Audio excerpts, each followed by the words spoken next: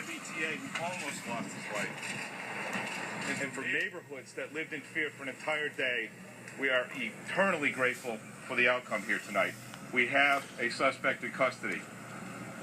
I want to thank all of the partners who worked tirelessly over the last 4 days, including the FBI, the Transit Police, our brothers with the Boston Police Department, the U.S. Attorney's Office, and the support that we've gotten from our governor over the last 4 days. We're exhausted, folks, but we have a victory here tonight. But let's not forget those people along the way.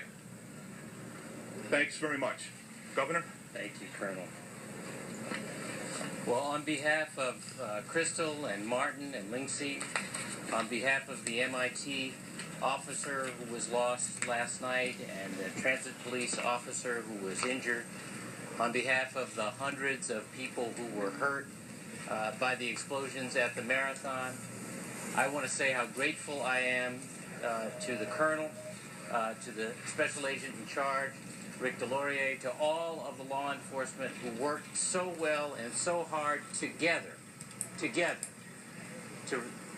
bring us to tonight's conclusion. It was a very, very complicated case, a very challenging case, and there are still some questions remaining to be answered. But as the Colonel said, because of that extraordinary collaboration and cooperation by all of these law enforcement resources and assets, and more to the point, people, professionals, who brought their A game, we have a suspect in custody tonight. I want to also just thank all of the members of the public for their extraordinary patience, their participation in this investigation by reviewing photographs of their own and others that were up through the media, and we thank you for that, and helping us narrow in on these suspects. They were helpful and patient, and we're grateful for that as well. It's a night where I think we're all going to rest easy. Carmen?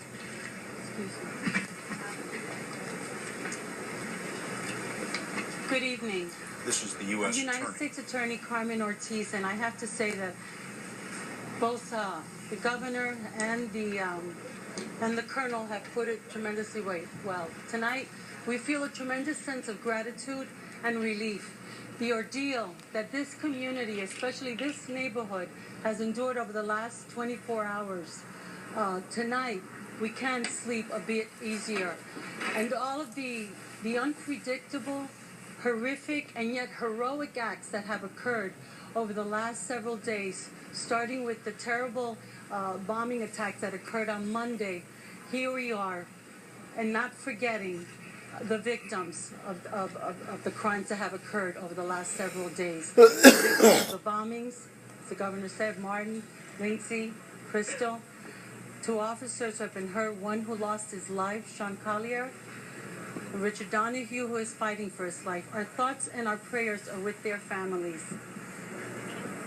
Tonight you're going to have many questions, but I want to say, as I have said the last several days, this has been a very active and ongoing investigation. For some of you, tonight is a closure. For me, the journey continues. And so this will continue to be an ongoing and active investigation as we sort all the details, continue to evaluate a tremendous amount of evidence, and file our formal charges.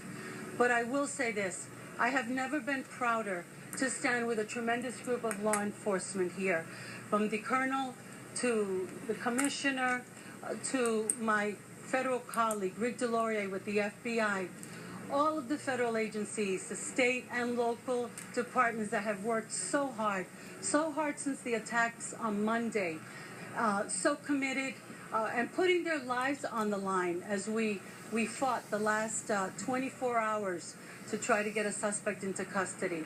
And so my journey and my office's journey begins, and this investigation will continue, so we will not be able to provide the details that you may want at this time, but as the days continue, you will get answers to those questions. Thank you. Mayor Menino? Thank you. This is a